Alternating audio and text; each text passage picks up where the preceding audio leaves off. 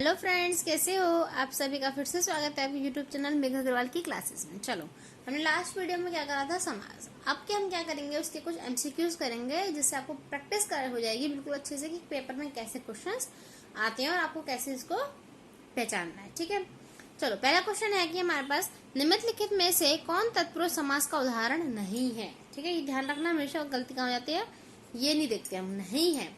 अब राजकुमार, तो ये क्या हो गया, राजा का कुमार, राजा का बेटा, कुमार का मतलब बेटा होता है ना, का, तो ये कारक से जुड़ा हुआ है। ठीक है, संबंध है, राजा का बेटा। यज्ञ वेदी, ठीक है, यज्ञ से वेदी, यज्ञ से पूर्ण। ठीक है, तो यहाँ भी से जुड़ा हुआ है ये भी।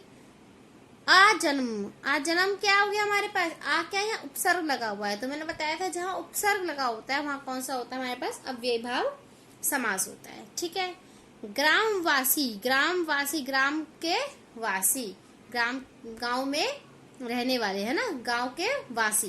तो यहाँ भी के से जुड़ा हुआ है हमारे पास, तो ये तीनों क्या हो गए, कारक से जुड़े हुए हैं। तो इसका मतलब ये क्या होगा, तत्पुरुष समास हो गए। तो कौन सा ऑप्शन हो गया हमारे पास, सी इसका ऑप्शन हो गया। निम्नलिखित किस एक से कर्मधारय समास नहीं है, कर्मधारय नहीं है। तो ऑप्शन देखते, लड़का भूख से अधमरा हो गया था। तुम्हें अपना भला बुरा स्वयं सोचना चाहिए। विवाह संबंध में ऊंच नीच देखना पड़ता है।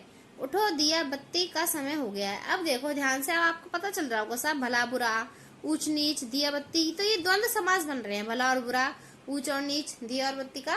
तो ऐसे तो होते हैं द्वंद्व में, भला बुरा, ऊंच नीच, दिया बत्ती, तो ये क्या है, द्वंद्व समास है। तो यहाँ क्या है हमारे पास, अधमरा, अधमरा क्या हमारे पास, कर्मधारय समास नहीं है। तो कौन सा समास है बताओ, बल कर गए ना गड़बड़। ठीक है, तो हमें बताना नहीं है।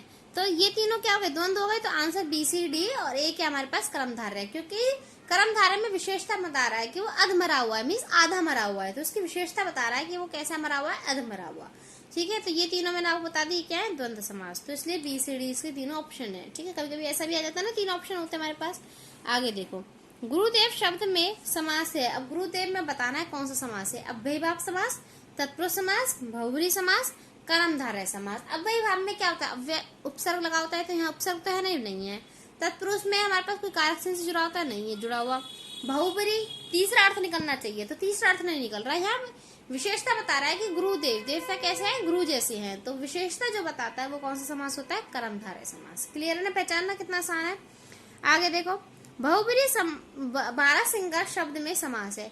अब आप कहोगे 12, 12 आप कह दोगे हमारे पास क्या है, 12 सुन के द्विगु समास। चलो यहाँ ऑप्शन में है नहीं, अगर आपके पास द्विगु हो तो आप कर देते, अरे नहीं भाई, 12 सिंगा आपके दिमाग में क्लिक कर रहा है कि हमारे पास ये तीसरे अर्थ को जा रहा है। 12 सिंगा हम किस नरसिंह को कहते हैं ना, 12 सिंह, तो तीसरे अर्थ को जा रहा है। जो तीसरे अर्थ को जाता है वो कितना आसान है, बहुब्रीहि समास है हमारे पास। क्लियर है, आगे देखते हैं।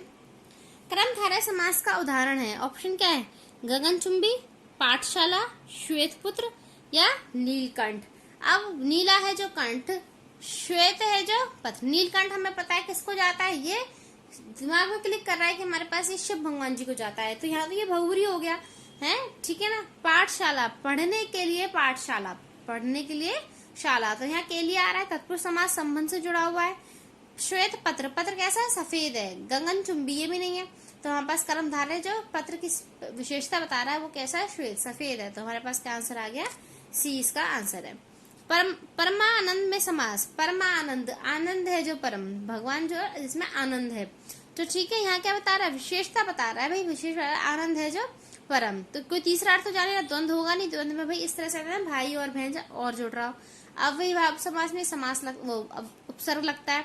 तो यहाँ क्या हो गया, कर्मधारय, विशेषता बता रहा है। ठीक है, निम्नलिखित में से कौन सा समास नहीं है, समास ही नहीं है, अव्ययी भाव समास, कर्म कारक समास, द्वंद्व समास, बहुब्रीहि समास। तो ये पढ़ा हमने अव्ययी भाई, द्वंद्व भी पढ़ा है, बहुब्रीहि भी पढ़ा है, कर्म कारक कुछ नहीं पढ़ा, कर्म धारय समास होता है। ठीक है, किस समास में दोनों पद प्रधान होते हैं, किस समास में दोनों पद प्रधान होते हैं, तो मैं बताया था बहुब्रीहि में। तो भाई बताओ जल्दी, बहुब्रीहि में कौन सा समास प्रधान होता है हमारे पास, जिसमें क्या हुआ हमारे पास, तीसरा पद निकलता है, तो तीसरा पद प्रधान होता है। तत्पुरुष में हमेशा दूसरा पद प्रधान होता है।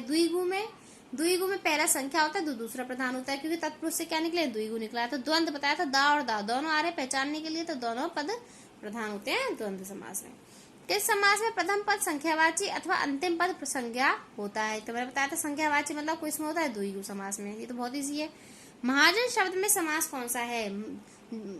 महान है जो आदमी, जन का मतलब आदमी तो होता है, महान है जो आदमी, तो विशेषता बता रहा है आदमी की, कैसा है वो महान है। तो हमें आराम से पता है कि जो विशेषता बताता है वो कौन सा होता है? कर्मधारय समास होता है।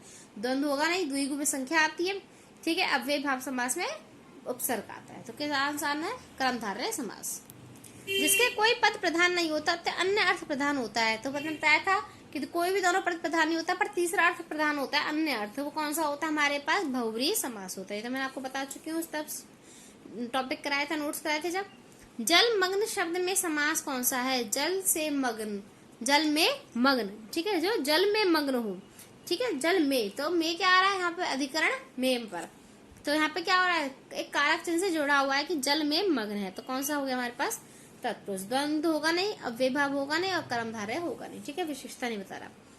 व्रज पाणी, व्रज पाणी शब्द में कौन सा समास है? देखो, तत्पुरुष समास, बहुव्रीहि समास, द्वंद्व समास, द्विगु समास।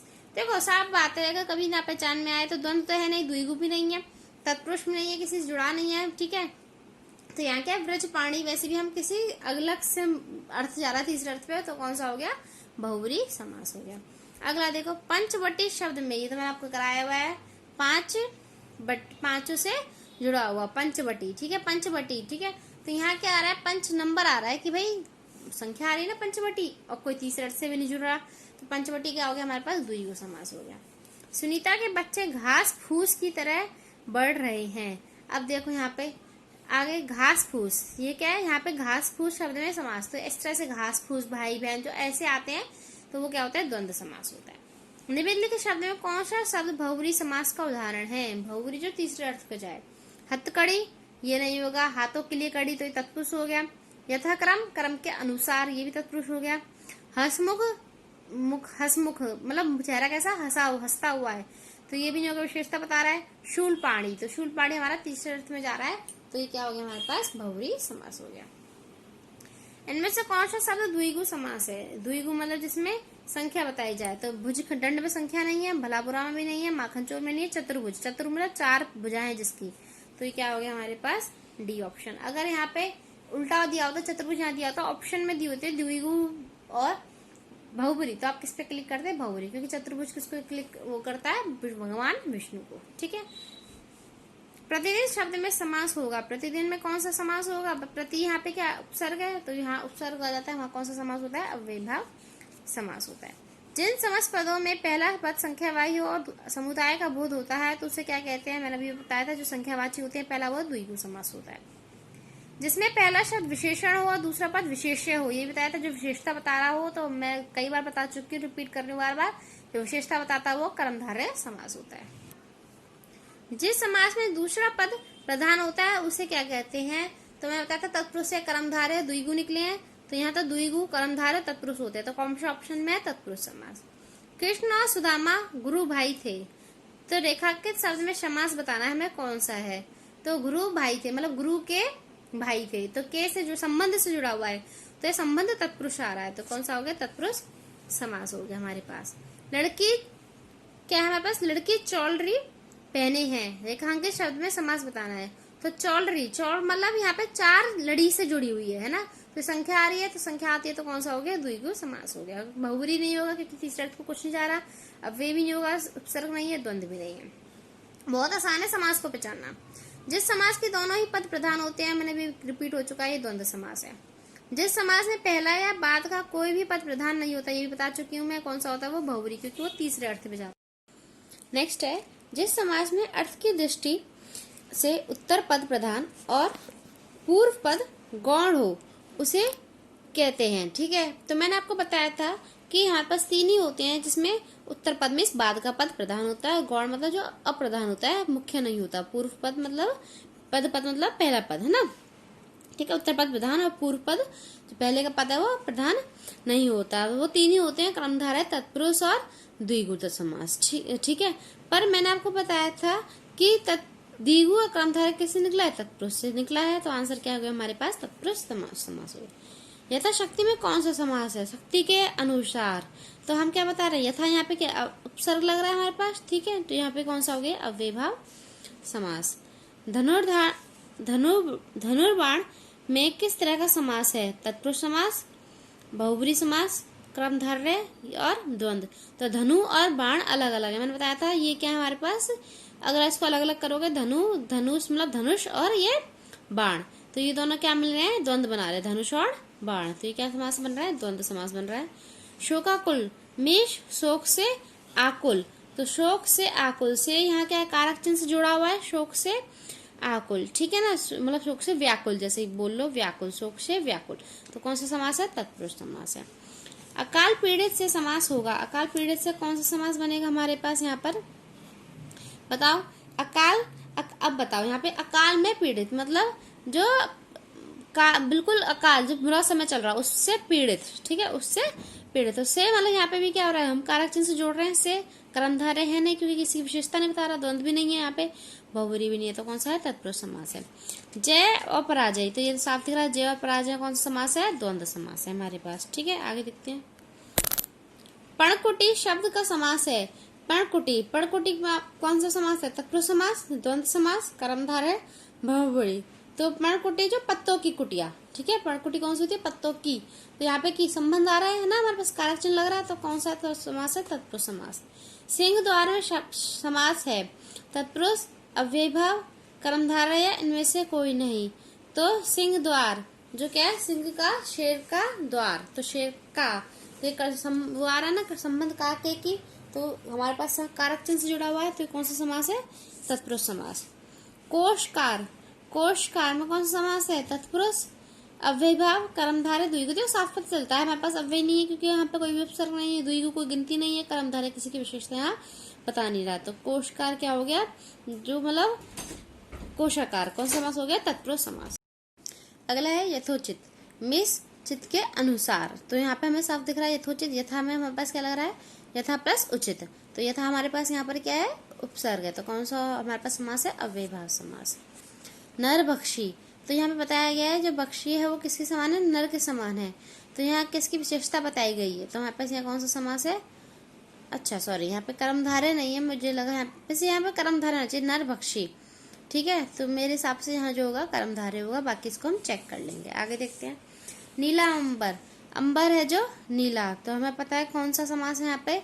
या तो कर्मधारय बन सकता है या बहुब्री। तब मैंने बताया था दोनों में सबसे बड़ा कौन सा?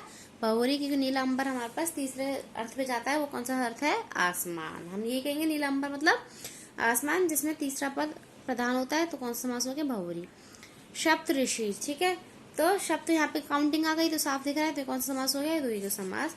नीलोत्पलम में कौन सा समास है? मिस वो नीलोपलम, जो पलम मतलब कुछ पलम जो चीज है वो कैसी? नीली है। तो यहाँ कैसे विशेषता बताई गई है? तो मैंने बताया था जहाँ विशेषता बताई जाए पर तीसरा अर्थ नहीं निकल रहा हमारे पास इसका, तो वो क्या हो गया? कर्मधारय। अगर तीसरा अर्थ निकलता तो वो बहुब्री हो जाता। धनंजय में समास कौन सा है? ऑप्शन है द्वंद्व, कर्मधारय, बहुब्री या अव्ययभाव। तो यहाँ जो आंसर दे रखा बहुब्री है, ये हमें देखना पड़ेगा। धनंजय मतलब ये किसको जाता है? धनंजय किसी भगवान को जाता होगा हमारे पास, ठीक है। तो यहाँ पे क्या हमारे पास बहुब्री समास है। जो एक दो समास है ये हमें मतलब जैसे नहीं होते, बहुत बहुत फास्ट होते हैं, तो वो क्या है हमारा? बहुब्री। मन माना, मन और अमा मैंने बताया था ये वाला, ठीक है, मन से माना हुआ, ठीक है। तो ये कौन सा? से यहाँ पे कैसे जुड़ रहा है हमारे पास? कारक चिन्ह से जुड़ रहा है, तो कौन सा समास हो गया? तत्पुरुष समास हो गया। कतर ब्योत में कौन सा समास है? ऑप्शन है द्वंद्व, द्विगु, तत्पुरुष, बहुब्री। तो ऐसे योजक चिन्ह लगाए कतर और ब्योत। कौन सा समास है? ये द्वंद्व समास है। हानि और लाभ साफ दिख रहा है, ये कौन सा समास? हानि लाभ में कौन सा समास है? द्विगु समास, तत्पुरुष समास, बहुब्री। तो ये द्वंद्व समास है हानि और लाभ, पर इसमें से ऑप्शन नहीं है, तो ये उनमें से कोई नहीं। जय और पराजय में कौन सा समास है? तो जय और पराजय, तो ये कौन सा? द्वंद्व समास साफ दिख रहा है। लंबोदर हमें पता है किसको तीसरे को संबोधित कर रहा है? गणेश भगवान को, तो हम यहाँ साफ कह सकते हैं कौन सा समास है? बहुब्री समास। तिरंगा, तो ठीक है, 3 रंगों का तिरंगा, यहाँ पे काउंटिंग आ रहा है ना, तो ये कौन सा हो गया? द्विगु समास। पंचवटी है, काउंटिंग आ गई पंच, तो ये कौन सा हो गया? द्विगु समास। परमानंद, परम है जो आनंद, ठीक है, तो कौन सा हो गया? कर्मधारय। विशेषता बता रहा है हमारे पास। निम्नलिखित इसमें से द्वंद्व समास बताना है। द्वंद्व शोक आकुल, ठीक है, शोक और आकुल, वीर पुरुष शोक काकुल, शोक से आकुल, तो यहाँ तो तत्पुरुष हो गया। सर्वोत्तम, सबसे उत्तम है जो, ठीक है ना। तो यहाँ पे क्या हो गया, कर्मधारय वीर पुरुष, पुरुष जो वीर है, तो यहाँ भी कर्मधारय की विशेषता बता रहा है। पाप पुण्य, तो पाप और पुण्य, इसको ऐसे तोड़ोगे तो यहाँ द्वंद्व समास हो गया। यथा रुचि, रुचि के अनुसार, तो यहाँ था क्या हो गया, यहाँ पर अव्ययभाव समास हो गया, ठीक है। उपसर्ग हो गया, नहीं है, ये गायब है, आगे देखते हैं। चलो, उपकूल, उपकूल में कौन सा समास है, ठीक है। तो उप यहाँ पर हमारे पास क्या हो गया, उप क्या होता है, उपसर्ग होता है, तो ये क्या हो गया हमारे पास अव्ययभाव समास। यथा शीघ्र समास का समास बताइए, मतलब यथा में बताते हैं, यहाँ भी क्या है, साफ दिख रहा है उपसर्ग। यथा आ जाए तो इसका बेस्ट ट्रिक है कि वो हमेशा क्या होगा, अव्ययभाव समास होगा। चौराहा, चौराहा मीन्स क्या रहा, काउंटिंग आ रही है, चौराहा 4 रास्ते हैं जो, तो कौन सा हो गया, द्विगु। निर्विवाद में कौन सा समास है हमारे पास, कर्मधारय अव्ययभाव तत्पुरुष है बहुव्रीहि। तो निर्विवाद जो मतलब विवाद ना करता हो, उसकी विशेषता बता रहा है, तो कौन सा हो गया विशेषता बताने वाला, कर्मधारय समास हो गया, ठीक है। तो आज वाली वीडियो में सिर्फ मैं आपको 55 तक कराऊंगी, अभी आगे और भी हैं, तो पेपर में जो आएंगे वो इसी से आएंगे, इसके आगे कुछ भी नहीं आएगा, ठीक है। तो नेक्स्ट क्लास में मैं आपको बाकी के आगे के और ऑप्शंस इसमें कराऊंगी, क्लियर है। तो प्लीज वीडियो को लाइक से सब्सक्राइब करें, थैंक यू।